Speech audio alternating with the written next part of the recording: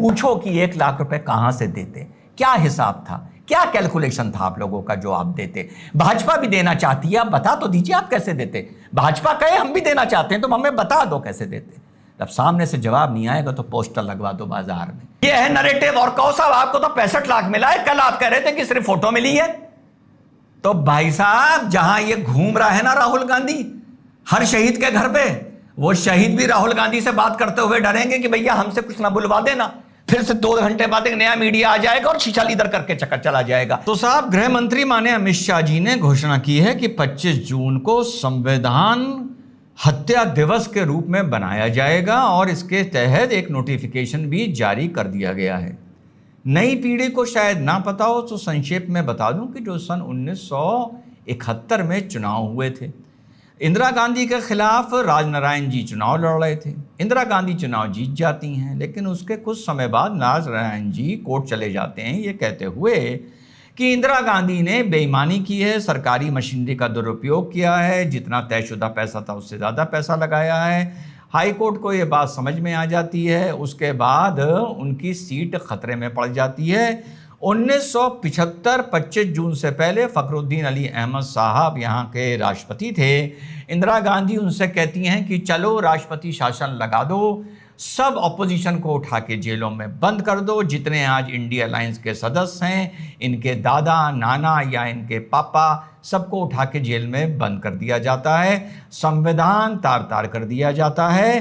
तो उस उपलक्ष्य में और फिर उसके बाद इंदिरा गांधी 77 का चुनाव हारती हैं। जनता पार्टी एक इंडिया अलायंस की तरह एक गठबंधन बनाकर इंदिरा गांधी को हराने आती है, हरा भी देती है, लेकिन उनमें आपस में जूते चल जाते हैं और कुछ महीने बाद पुनः इंदिरा गांधी अपनी कुर्सी भारत की संभाल लेती हैं। बिल्कुल शॉर्ट में बता दिया, ये रिकॉर्ड बहुत बार बच चुका है। शिवा का गीतमाला पर इस गाने की बारात निकल चुकी है।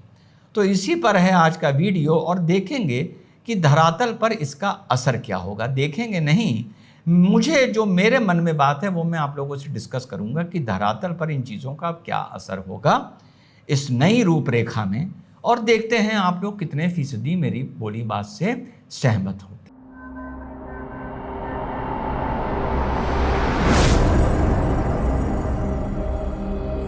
हेलो नमस्कार सत श्री अकाल अस्सलाम वालेकुम, कैसे हैं जनाब। संविधान हत्या दिवस बनना शुरू होना चाहिए था 2015 से। राहुल गांधी ने संविधान संविधान संविधान संविधान का इतना पढ़ा पढ़ा, टेबल पढ़ा कि अब 10 साल बाद एकदम से होश आया है कि हाँ भाई हम ये भी तो कर सकते हैं कि संविधान हत्या दिवस बना सकते हैं।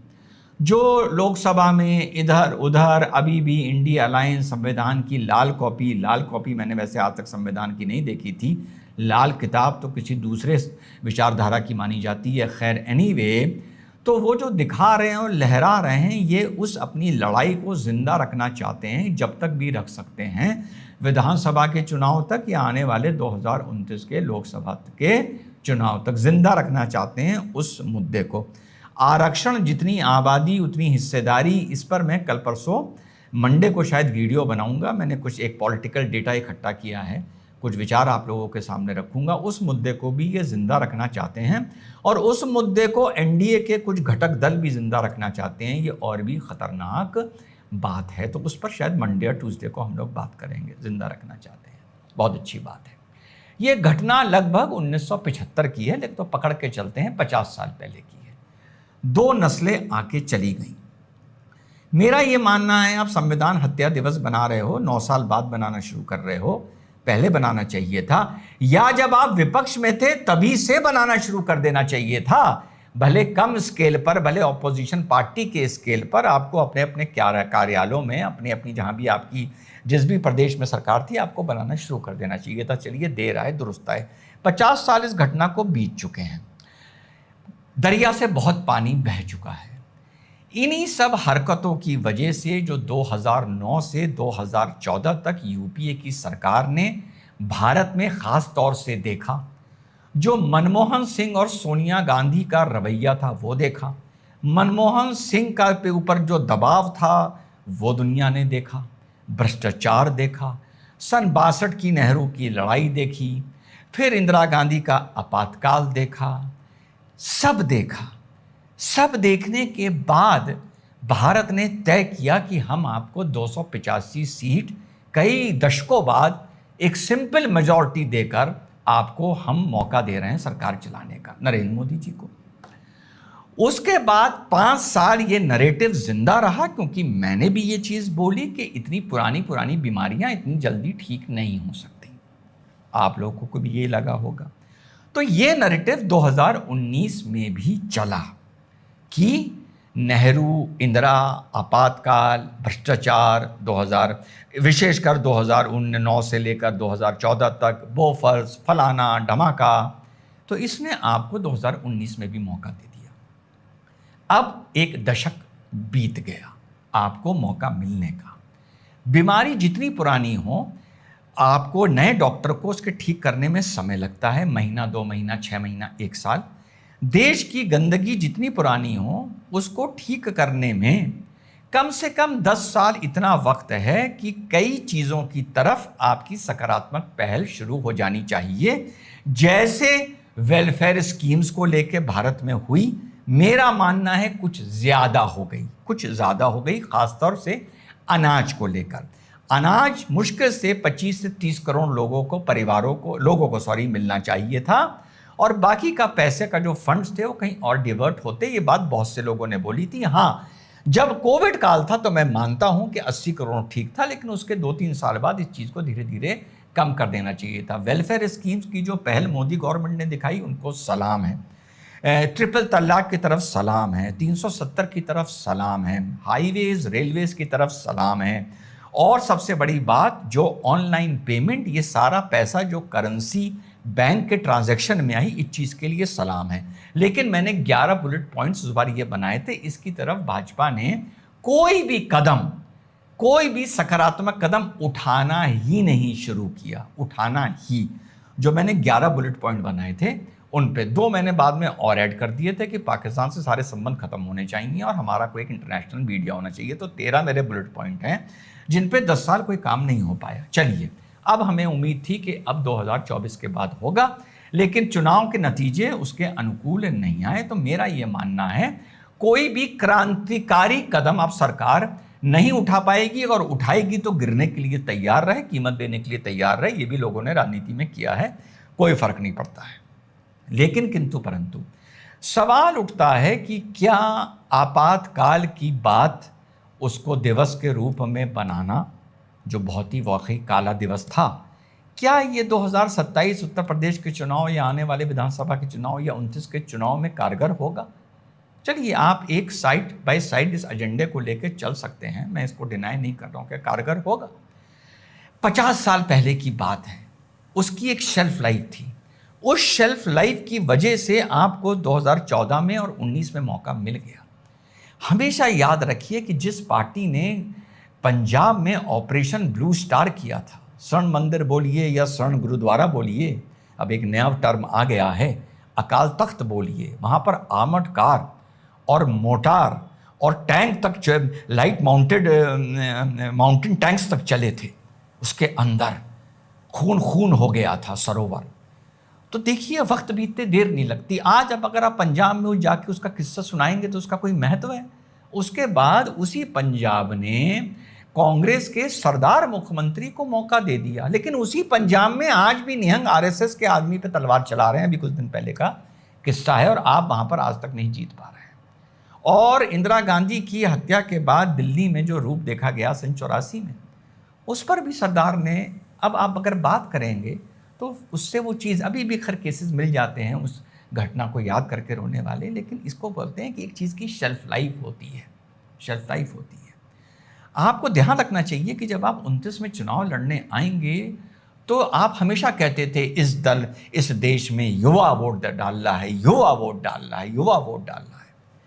आपको इस बात का ध्यान रखना चाहिए कि कांग्रेस ने, एक वक्त ऐसा आया था हमारे देश में 14 के बाद कि विपक्ष खत्म हो गया था। ये ऐसा ही वक्त का था जो नेहरू जी को मिला था जब विपक्ष खत्म हो गया था ही नहीं। जनसंघ बिल्कुल हाशिए पर पहुंच चुकी थी। उन्होंने कुछ करके 50 साल मैनेज किया होगा ना। तो क्या वो वजह रही कि जो विपक्ष 2014 और 15 में लगभग खत्म हो चुका था, वो फिर से अंगड़ाई लेता हुआ नजर आ रहा है, फिर से 52 से 99 पहुंचकर नजर आ रहा है। इस पर आपका अध्ययन ज्यादा जरूरी है बनिस्बत 50 साल पुरानी घटना को का एक दिवस बनाने का और नोटिफिकेशन करने का। तो जब आप बोलते हैं कि युवा वोट डाल रहा है, युवा वोट डाल रहा है, तो फिर एक बात की बात याद रखिए, युवा आपातकाल और 1962 भूल चुका है।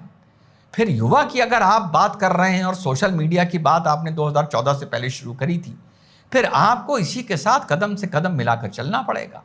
इंडिया और पाकिस्तान दोनों हॉकी में नंबर 1 और नंबर 2 थे। कभी कोई नंबर 1 हो जाता था तो दूसरा नंबर 2 हो जाता था, लेकिन थे ये नंबर 1 नंबर 2। जो पुराने मेरे साथी हैं उनको याद होगा, लेकिन उस जमाने में हॉकी का मैच ग्रास पे होता था तो ड्रिबलिंग की बड़ी वैल्यू थी। तो अंग्रेजों ने कहा अब ग्रास पर हॉकी मैच नहीं करेंगे, ये प्रॉब्लम आती है। उन्होंने एस्ट्रो टर्फ बिछा दिया। जब एस्ट्रो टर्फ बिछा दिया तो हॉकी का मैच का तरीका ही बदल गया, रूप स्वरूप ही बदल गया। हॉकी पूर्णतः एक स्टैमिना का, शॉट्स का, लॉन्ग पासिस का गेम बन के रह गया। जो पहले बड़ी फाइन ड्रिबलिंग का मैच था जिसमें अंग्रेज हिंदुस्तान और पाकिस्तान दोनों के ड्रिबलर से टक्कर नहीं ले पाते थे। जो पुराने लोग होंगे शायद वो उस पर कमेंट करें। और जैसे ही ये रूप स्वरूप बदला, जैसे ही बदला, इंडिया पाकिस्तान की हॉकी टीम हाशिए पर पहुंच गई, क्योंकि वो नए तरीके से नए एस्ट्रो टर्फ पर अपने को ढाल नहीं पाई। बहुत छोटा सा उदाहरण दिया है जो बिल्कुल सटीक बैठता है। 29 में वो युवा वोट डालने बढ़ चढ़कर उत्साहित होके आएंगे, पता है, जो आज लगभग 13 साल कुछ महीने के हैं। रियलाइज करिए आप जो मैं बोल रहा हूं, जो 13 साल कुछ महीने के हैं, 14-15 साल के हैं, जिनको हम बोल सकते हैं बच्चे, अभी मुंह पर मूछे और दाढ़ी नहीं आई होगी, वो 2029 के चुनाव में वोट डालेंगे जनाब। क्या आपको लगता है कि उन्हें आपातकाल और 62 की लड़ाई और नेहरू, उन्हें तो भाई साहब 2009 से 2014 तक यूपीए तक का पीरियड नहीं याद होगा। वो एक नरेटिव लेके अपने दिमाग में खड़े हो रहे हैं, अपने पैरों पर खड़े हो रहे हैं, जिस नरेटिव का फिलहाल आप काउंटर नहीं कर पा रहे हैं।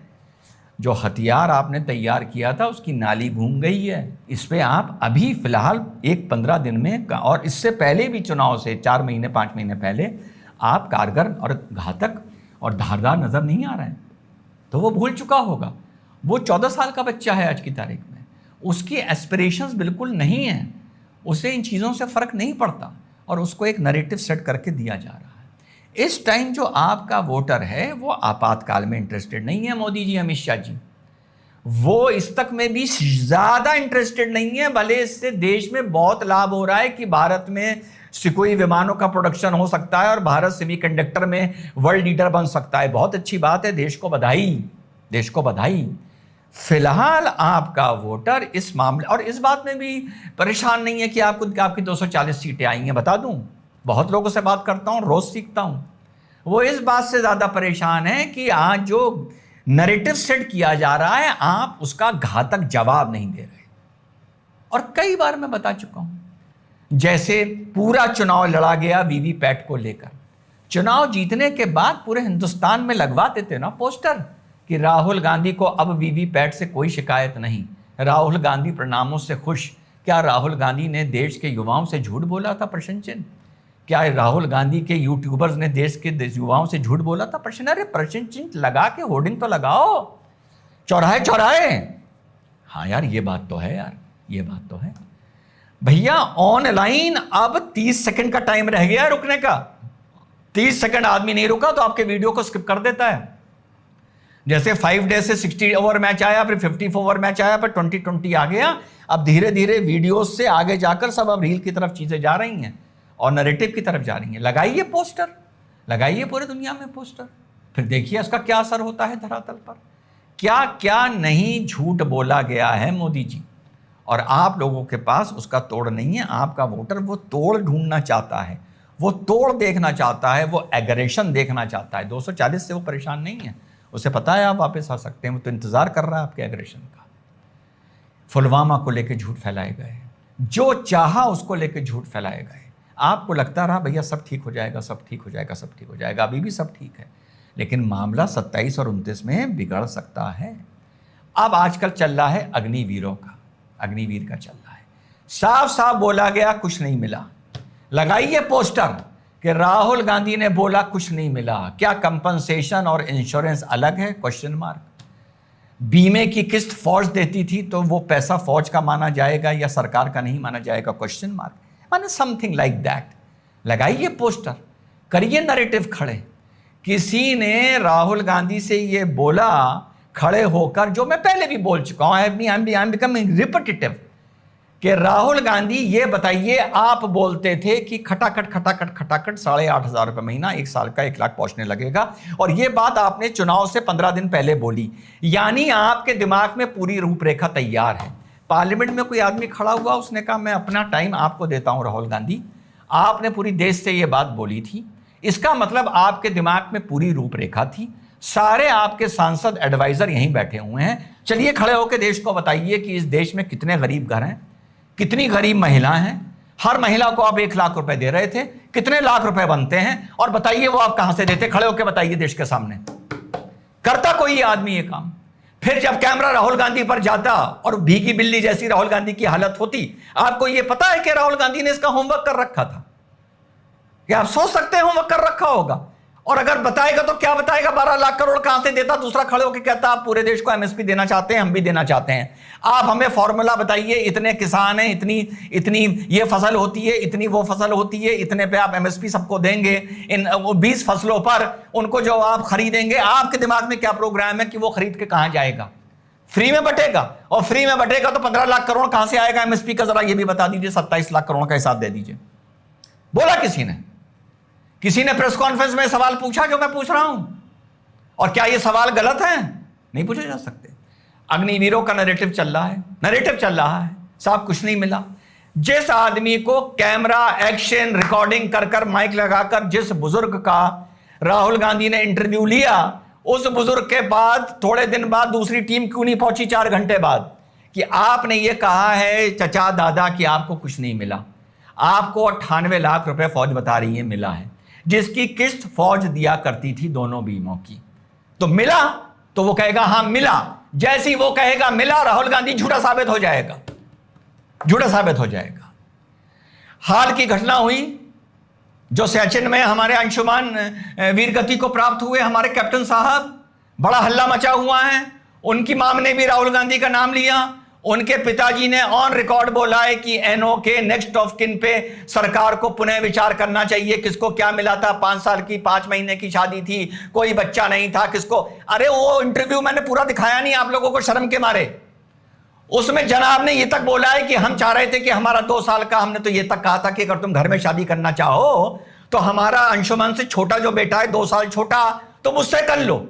ये बातें मीडिया के सामने करी जाती हैं। जो 2 कौड़ी के मूर्ख और गटर छाप मुझे ज्ञान देने आए थे कि वो क्या गलत कह रहे हैं, ये बातें मीडिया के सामने करी जाती हैं।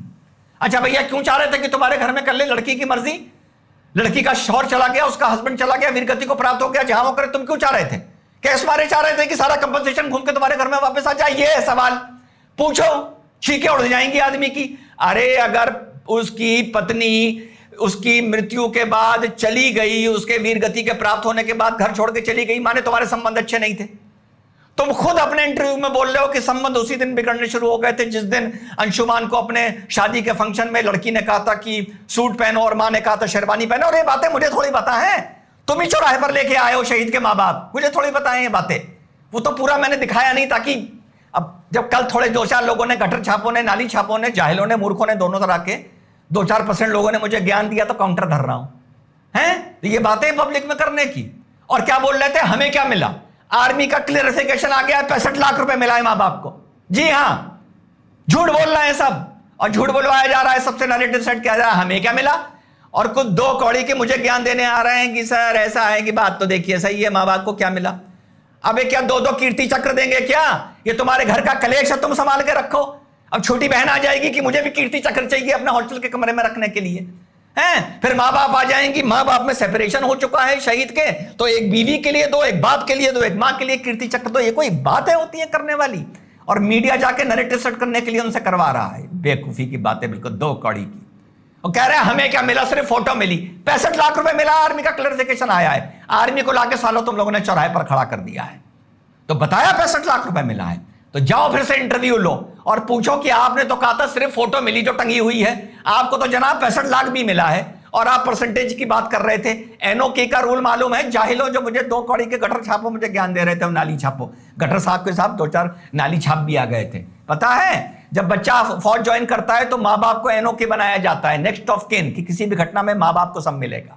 उसके बाद जब शादी हो जाती है तो पत्नी को बना दिया जाता है, लेकिन माँ बाप का भी शेयर रहता है उसी शहर में से, लेकिन जो एक्स ग्रेशिया मिलता है वो सिर्फ फौजी की बीवी को मिलता है। इससे फर्क नहीं पड़ता कि शादी को 1 महीना हुआ था या 10 साल हुआ था।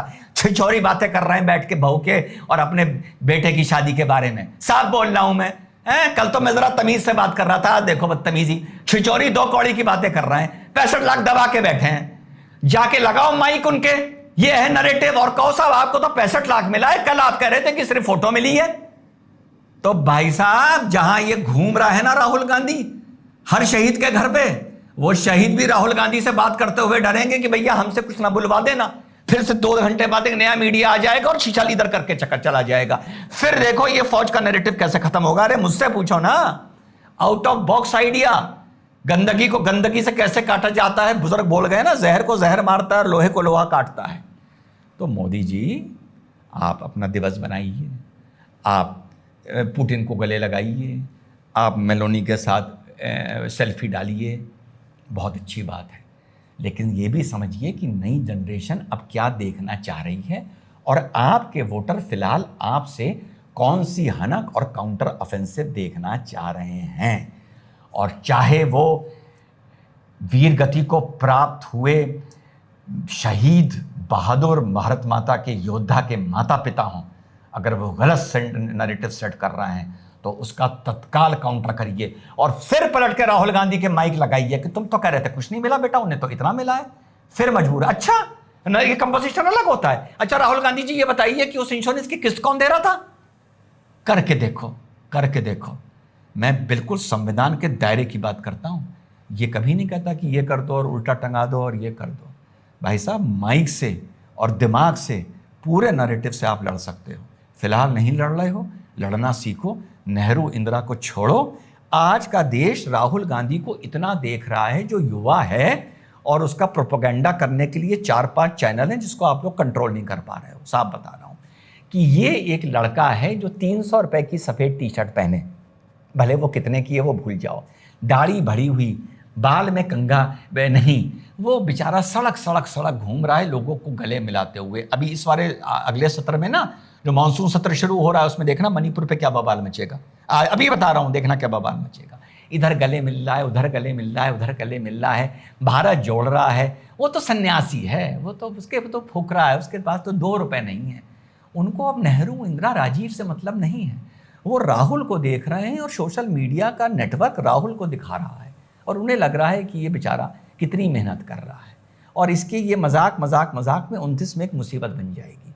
साबित करो कि वो मेहनत नहीं कर रहा, वो फरेब और फ्रॉड कर रहा है इमोशंस के साथ और लोगों के साथ। पूछो कि 1 लाख रुपए कहाँ से देते, क्या हिसाब था, क्या कैलकुलेशन था आप लोगों का जो आप देते। भाजपा भी देना चाहती है, आप बता तो दीजिए आप कैसे देते। भाजपा कहे हम भी देना चाहते हैं तो हमें बता दो कैसे देते। जब सामने से जवाब नहीं आएगा तो पोस्टर लगवा दो बाजार में, फिर देखो क्या मजा होगा।